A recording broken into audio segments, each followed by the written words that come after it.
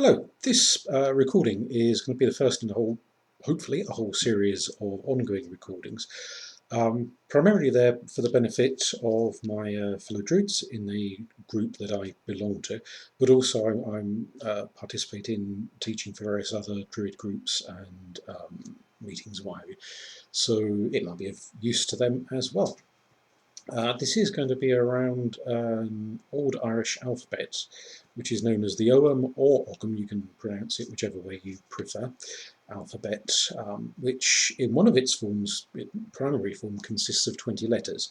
There is an additional form where they add another 5 letters to bring it in line with Greek spellings and pronunciations, but I'm not going to address those extra 5 letters for various different reasons.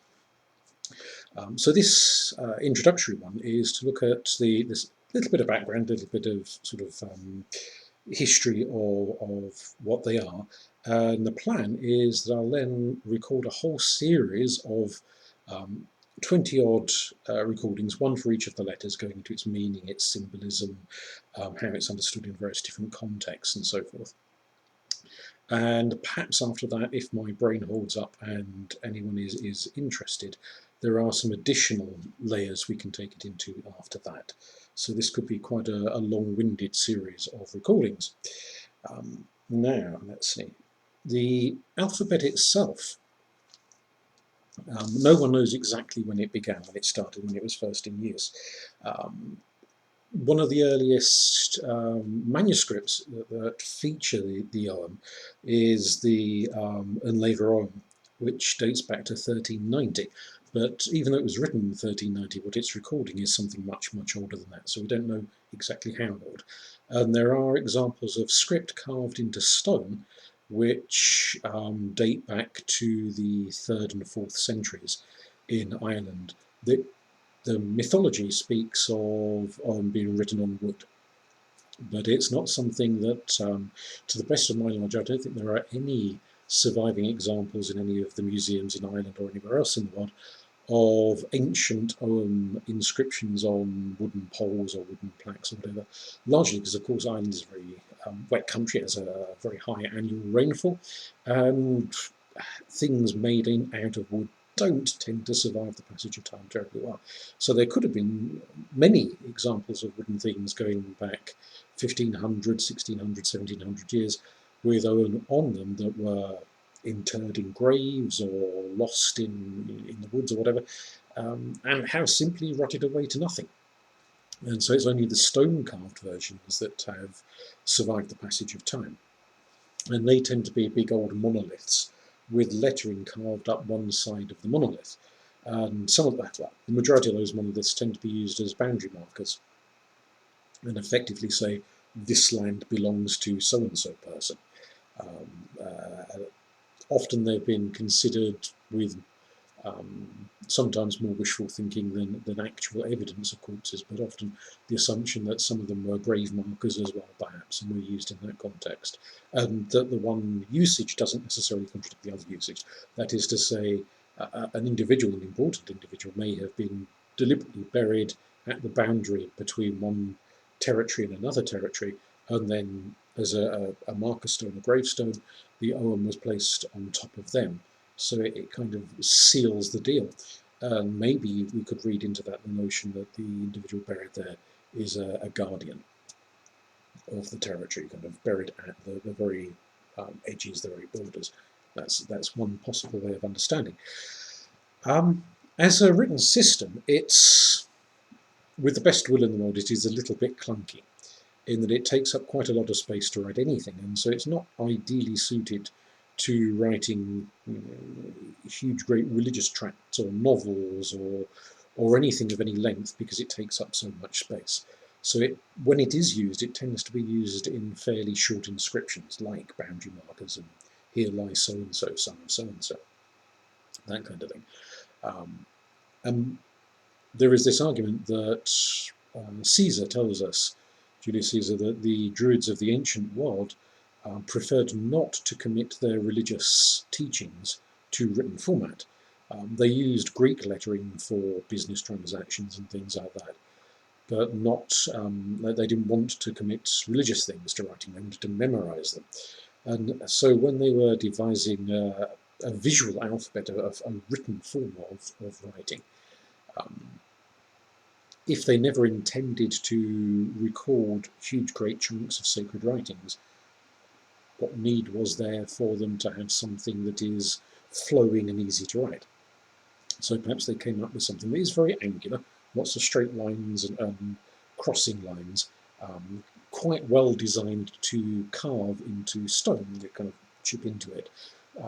Not something that naturally lends itself to writing on a manuscript in ink. It tends to be a little bit more rigid than that. And if I work out how to upload images to these YouTube recordings, then I'll splice something in. But I'm not quite sure how to do that. So what I've got is the Clueless Numpty version, which is my blue P-drive for all on bits of cardboard. So this, if I hold it back, maybe you'll be able to see it a little bit better, I think, yes.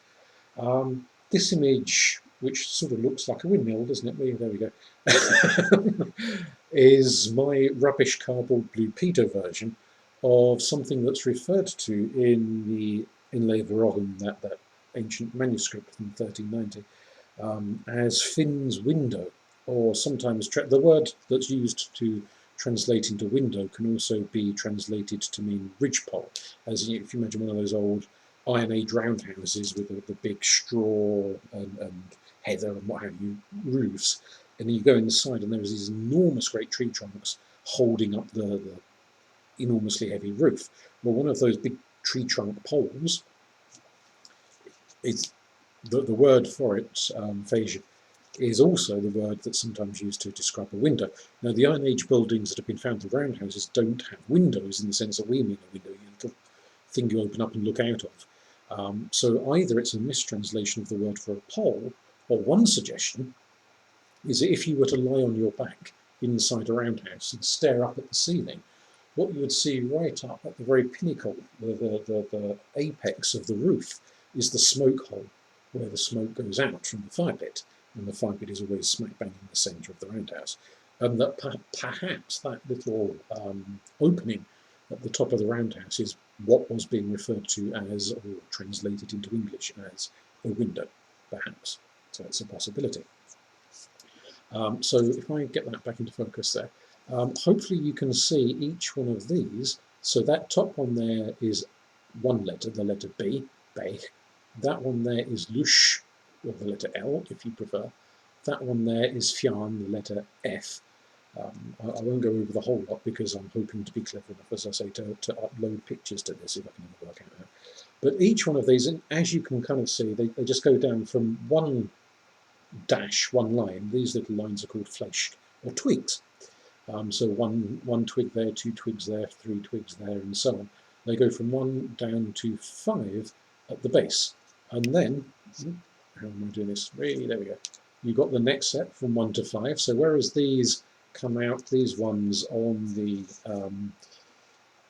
where are we? The left hand, I can't tell my left from my right, the left hand side here. These ones come out on the right hand side of the vertical line that runs up, and that vertical line there running up is called the drum, the ridge, which is also the word for a mountain ridge. So you imagine a ridge of mountains going off into the distance. That's the drum, and this is the ridge on which the flesh, each one. And each of these, the Gaelic word for early Gaelic word for a letter, each of these ones here is called a fee, a fea, which is another word for a tree. So the trees and the twigs. So you're seeing again the sort of plant imagery coming in here. These ones are diagonal, straight across. So rather than going only on the left side or only on the right side, the diagonal ones go straight across the central line. Again, 1 to 5.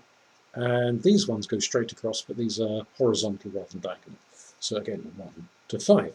And if you were to read something, I'll find you an example right down here. Should have picked this up earlier. I don't know how visible this is. I picked this up, believe it or not, in a charity shop. It's an entirely modern one. This isn't some ancient thing I've nicked from some Iron Age site or anything like this. It doesn't actually say anything. I've translated this, and it doesn't mean anything in Gaelic, it doesn't mean anything in Welsh, it doesn't mean anything in English.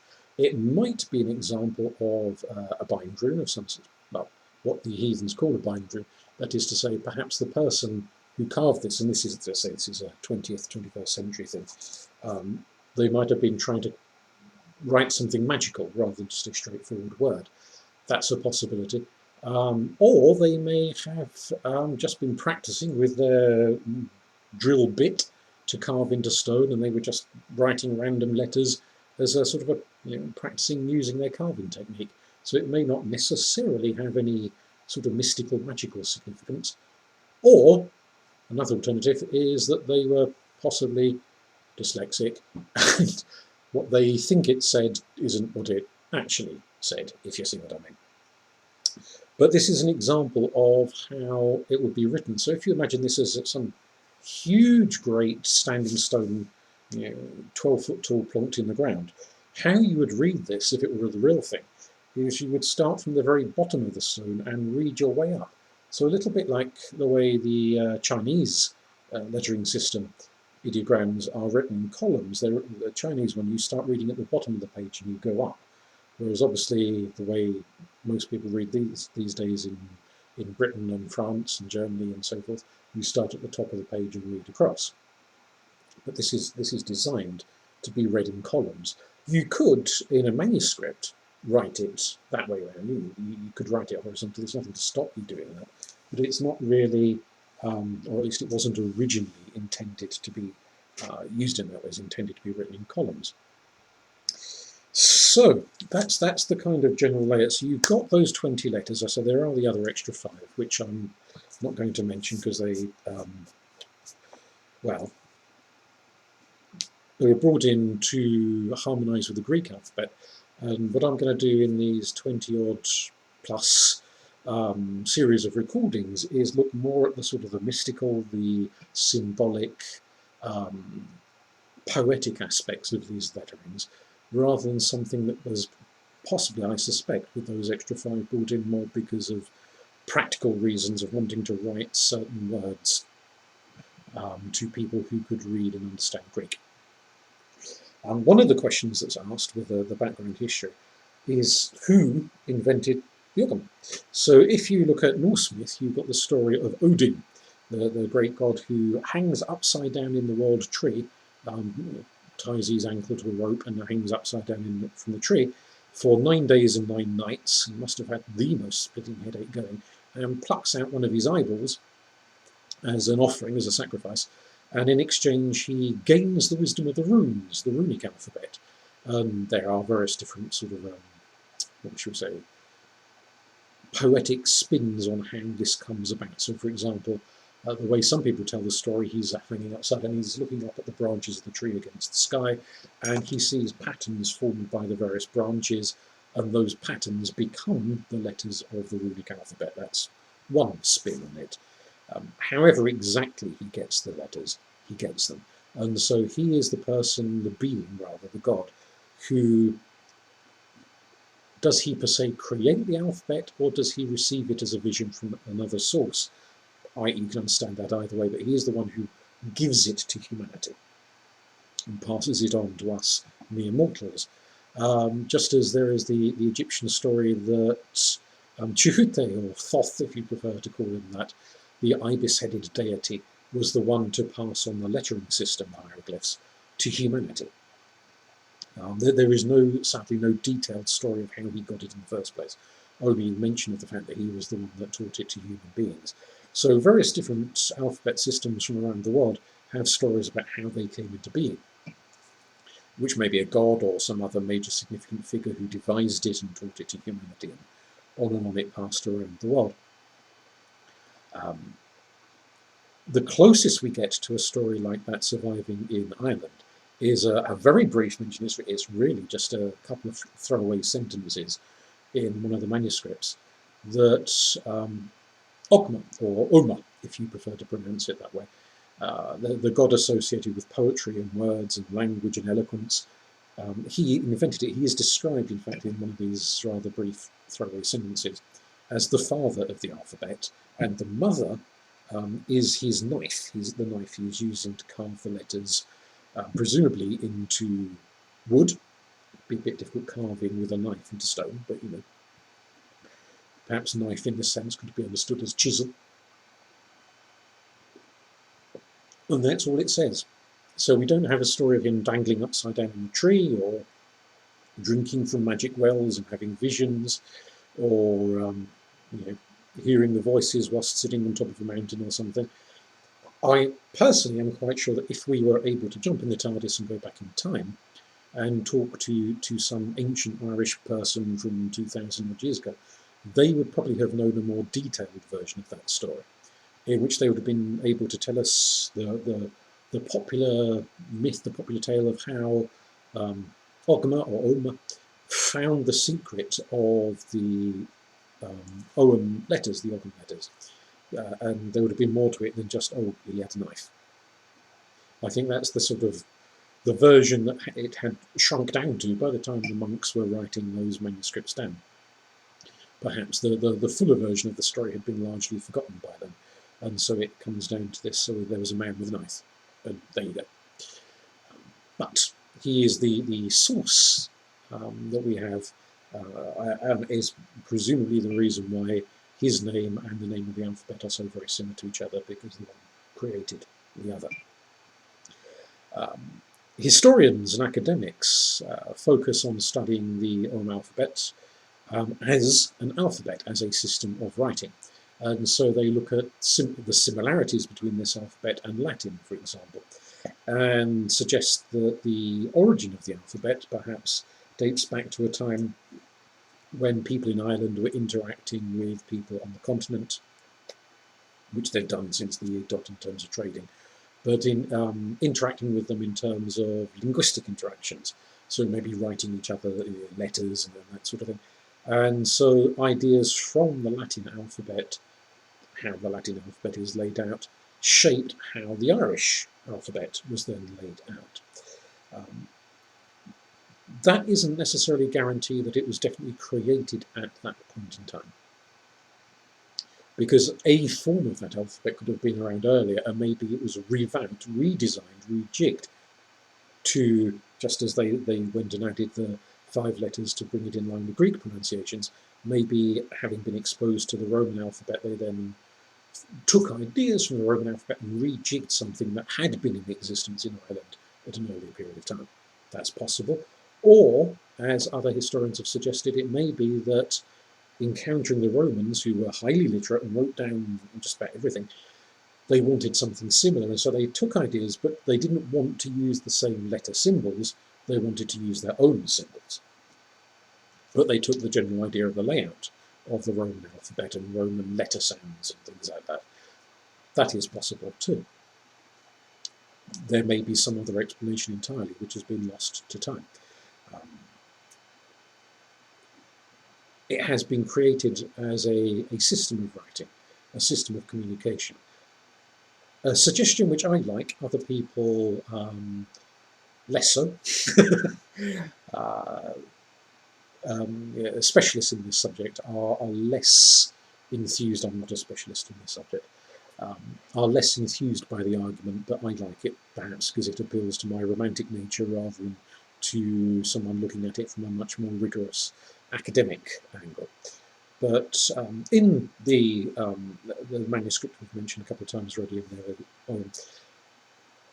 they talk about 150 types of Ogham alphabets. Now the symbols, these bits, these fundamentally stay much the same in the 150. What you've got is 150 mnemonics, essentially. There's slightly more to it than that, but we'll stick with that for the moment. A mnemonic is a way of remembering something. So we have one for the English alphabet. A is for apple, B is for ball, C is for cat. The kind of thing you go into any primary school, or the bedrooms of very young children with parents who are eager to educate their children. They put posters and pictures and whatnot up on the wall. You see that all of the time. And of course, for us, it doesn't have any great mystical significance. A is for apple doesn't mean the letter A is named after an apple, and it doesn't. It could just as easily be A is for aardvark or A is for albatross. It's just that A is for apple has become a fairly conventional way of phrasing it. It doesn't go any deeper than that. These 150 ohms kind of go down that line, except most of them, not all of them, but most of them are thematic. So there is a herb ohm in which there are 20 herbs, each for a different, the name of each one, beginning with the next letter of that alphabet. There is a bird ohm in which each one is represented by a different bird, which starts with that letter. A professions, or trade it's sometimes referred to, alphabet in which you've got carpenters and ship makers and people with trades and professions, 20 different ones, each starting with the next letter of the alphabet. There's a king ogham, in which each one is the name of the king, that kind of thing. So it's still a bit A is for apple, B is for ball, but in sets of themes. And there may have been, if again we were able to travel back in time, there may have been more than 150 at one point. There may have been other things that didn't make it into the manuscript that we have. So perhaps the monks writing down that manuscript put in everything they knew about, not necessarily everything other people knew about when it came to those alphabets. Some of them are Christian. So there's a saint's alphabet and a church alphabet. This is an argument that goes on with historians, with modern-day pagans, with various other people. Is this alphabet something that was invented by druids, i.e. it goes back to pagan times? Is this something that was only invented in Christian period, and perhaps invented by Christians? One argument is that monks might have wanted to communicate with each other secretively. Now we know with silent orders of monks, the ones that take vows of silence, and most of the day they're not allowed to speak except for singing hymns and things like that. When they want to say, oh, I need to go to the toilet, or can I have a glass of wine or something, they have hand gestures, and these are recorded, so you can look up books which will tell you the finger symbols and the hand symbols, a bit like deaf sign language, that was used by monks who were not allowed to talk. So did they invent this system to create a means of communicating with each other? Possibly. But equally, why didn't they use one of the already existing symbols, hand gesture symbols that were in parlance in the church on the continent, for example, or in Africa, or why did they want to go and invent a whole new one? That is never quite addressed or explained. But I do like this idea of a sign language. Now, aside from the thematic ones where it's all sets of kings and sets of rivers and sets of animals and so forth, there are a number which are sign-based that are recorded in this book. So, for example, they talk about shin Ogham, and I'm not going to get my legs up here because that would just be awkward. But essentially, you get let's go that way. You get your leg up like that, and you sit there, and you use your fingers. So, that would be one letter. That could be another letter. That could be another letter. It's going to be awkward doing it that way. Another one again. You use your shin as the ridge, as the drum, and your fingers to form the letters either side. There's another version which sounds a little bit like the language that people use at the horse races for the guys taking the bets when they're signalling to each other, like John McCrick used to do, for example, where it's called nose Ogham, and you use the ridge of your nose to form the letters either side, which, unless you've got a really big nose, is a little bit awkward. But something, whether it's your nose, your shin, you could have done it with a walking stick, a sword, practically anything that is straight becomes the central line, and your fingers become the letters either side. And if we go back to looking at these, there we go, it's very, very easy to think, and this is what I suspect personally, when they wanted a written version, something to put on stone or on manuscript sheets, vellum sheets, what have you, if it already existed as a form of hand sign language, they were thinking, well, what would be a visual written down image for this letter? If the original version was that, then it kind of makes a certain degree of sense to go and write it as a line with a finger, if you see what I mean.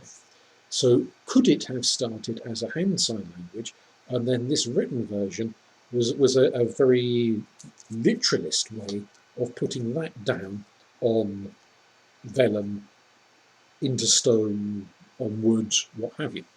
Personally, I think that's quite likely. Other people think that's a rubbish idea, um, and those other people tend to be academics, so let's face it, they're probably right. Um, but it makes us a degree of sense to me, which leads me to suspect maybe originally this was never intended to be written down per se, but was a form of sign language used to communicate. Not necessarily by monks in silent orders, though. It's the kind of thing, if you imagine a big old roundhouse, there's the king up there and they're all having a banquet and they're swigging their mead and throwing their chicken legs, pretending that they're Henry VIII, and it's noisy and crowded and everyone's jolly, and you're the old druid, you're sitting up there next to the king and you want to get the attention of someone sitting way on the other side of the hall. Now, whether that someone is the lady serving the mead and you're trying to get her attention, or whether it's some fellow druid sitting way off and you want to communicate in a noisy environment over distance, then a sign language is quite a good way of doing that. I can imagine it being used just as plausibly by druids in the ancient world to signal each other as by monks who've taken a vow of silence. In fact, to me, the druid argument seems a little bit more plausible, but obviously I have a bias on that angle.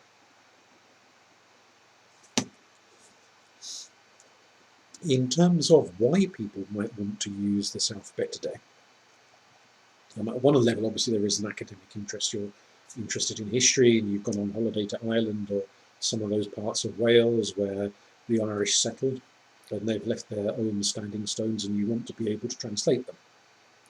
So there you are, you're the druid version of a train spotter in your anorak with your little Ogham book thinking, oh, what does this say? And you want to translate it. Why not? Perfectly valid hobby to engage in. Or you might like the alphabet artistically. You might fancy using something like this to write pretty looking, nicely illustrated in coloured inks and what have you, things going up the side of a page, or maybe a nice piece of vellum that you could frame and hang on the wall, or you might want to pyrograph it into a wooden box or whatever. You might want to use this artistically. So you want to write things using this alphabet, not necessarily because you believe it's got any mystic magic powers, but because you see it as a nice artistic thing to do. Perfectly acceptable, perfectly valid.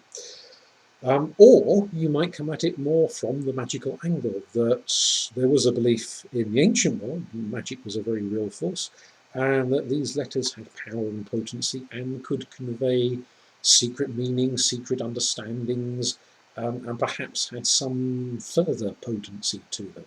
So you might, for example, like this wooden talisman that was a gift to me from a chap at a pagan event in Colchester. He makes them.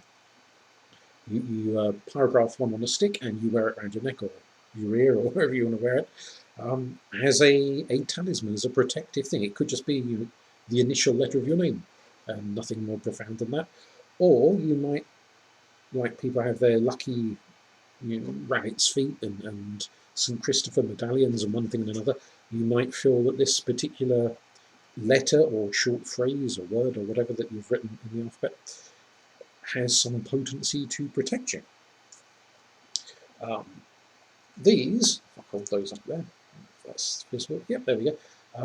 These are each one is an Ogham letter, a stave, and these also were a gift to me from a doctor, a very nice man, not the time-travelling doctor, but he could have been, you never know.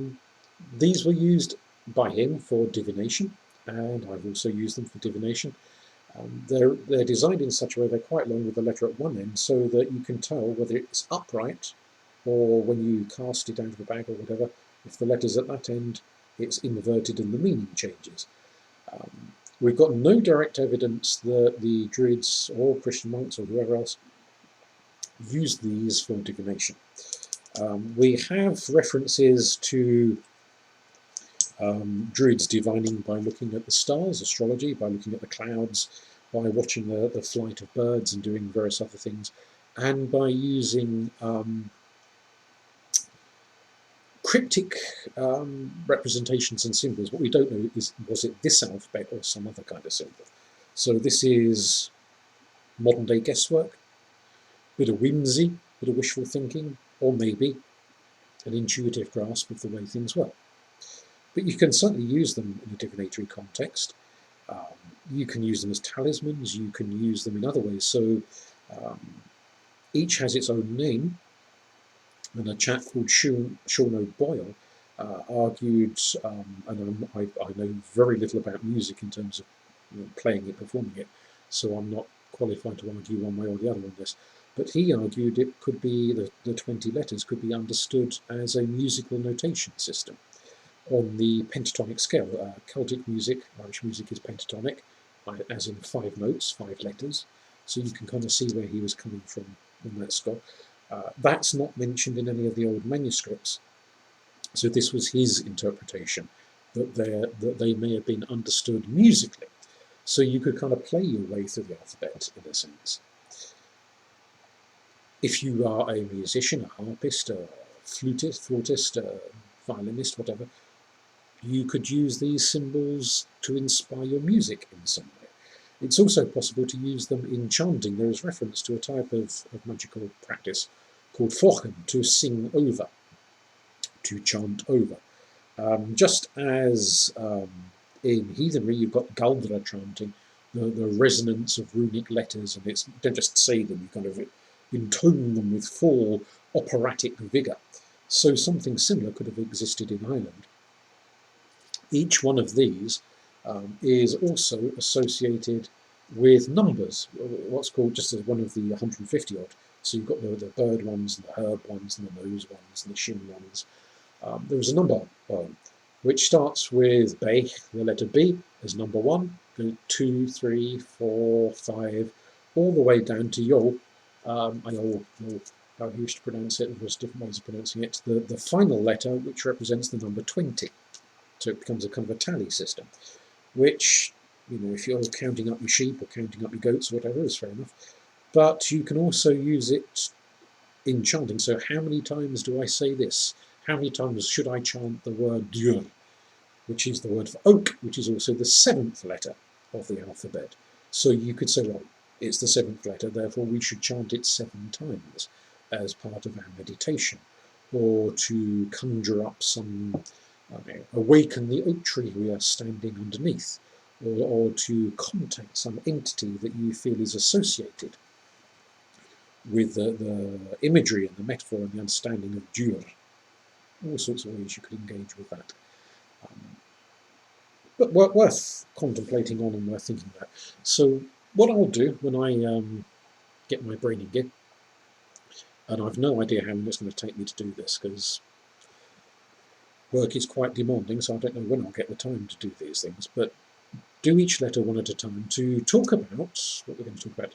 The meaning of the name. Some of the names, like Beich, are also the names of trees. Beich means a birch tree. They're not all represented by trees, but a lot of them are. So we'll talk about what the name means and the mythology and the metaphors and the symbolism of that. We'll talk about the number meaning, the number 1, number 2, number 3, etc., and how that meaning crops up in poetry and storytelling and mythology and so on. We'll talk about the word oghams, the other oghams, just as in the runic alphabet with the Norse cultures. There is rune poems in which each rune, each letter of the runic alphabet, has a small verse, a kenning, associated with it. So we have 3 word oghams. The word ogham of Macmoran, the word ogham of Angus MacCog, the god of love, and the word ogham of Cuchulainn, the great warrior of Ulster. And each, it's not really a verse of a poetry, it's just a line, a sentence.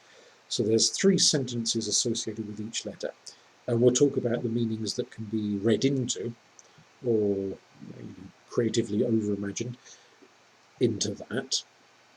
And we'll explore a number of other ideas and concepts behind each letter as we go along. If I live long enough and find the time and the brain capacity, and anyone is remotely interested, once we've done all 20, what we'll come back to is sets and groups. Now, this set of 5 letters here is referred to as an echma, a tribe. So you've got the 4 tribes. And the implication there is that there is some echo of meaning that each of these 5 things and these 5 things and these 5 things have something in common. Why are they grouped together? Could be overreading into that, you know, what we sort of weirdo mystic types are like for overreading into everything. But I'm going to suggest that there is a commonality of meaning. And so I'll have a set looking at a podcast rather, sorry, looking at these 5 and these 5 and these 5 and these 5. However, you will also have noticed, I hope if you didn't know already in the first place, one line, one line, one line, one line. So that circle of 4 things each have 1 line, the next circle each have 2 lines, the next circle each have 3 lines, and so on. I'm going to argue that not only have you got the sets of 5 with common meanings, but the sets of 4, and you can go back to that tree imagery, so there's like the concentric circles on a sawn-off tree stump. Those sets of 4 also have connected meanings. So that should keep me going until I'm about 85, looking at those interconnections, if anyone is remotely interested in listening to any of that waffle. Or you have your own ideas to add in and you want to suggest meanings that I can talk about and give you credit for, obviously. Do leave comments or send me an email or what have you. And we can develop these as we go along as ideas and arguments. The other last area to mention, very, very briefly, because I'm waffling quite a lot, is that I've already mentioned the dure, the oak, and tonya, the holly, and cole, the hazel, for example. When they crop up in poems, when they crop up in mythology, you could just say, you know, people ran away and they hid underneath an oak tree. And just as Freud said, sometimes a cigar is just a cigar, we have to allow that in mythology, sometimes an oak tree is just an oak tree, and there's no deeper meaning to that.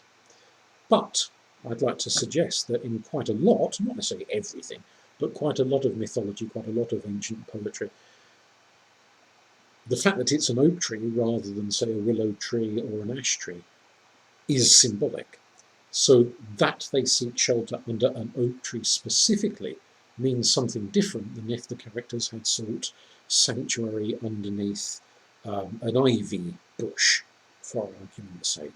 And so when you hear the story, at one level you can hear it's just a Wellington hid under a tree.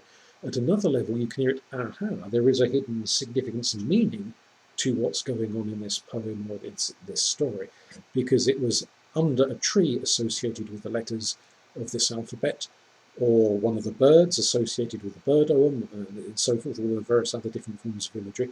And then you can read in hidden layers of meaning to myths and to poems, and of course not just thinking in terms of ancient stories and ancient poetry. If you wanted to write a poem today, or if you wanted to do a bit of creative writing and come up with a mythical type story, you could deliberately weave in imagery to your poem or to your story that someone who understood that imagery would go, I see what they're getting at. I see what the hidden meanings are here. So I think I'll leave it there because I've rambled on quite enough, and I'll try not to lose my bit of rubbish cardboard. I have seen some very nice versions of these carved out of wood online, and perhaps at some point I will lay hands to them or get a visual image I can set into the screen so it's clearer for people to see rather than just my naff Blue Peter job here. But something to suggest that if you're interested, stay in contact and follow these podcasts. I'll see if I can perhaps put them all into one folder so you can keep track of them easily, because I do podcasts about Doctor Who and storytelling and various other random things that you might not be remotely interested in, but I'll see what I can do to organise it so that if you are interested, you can keep track of stuff.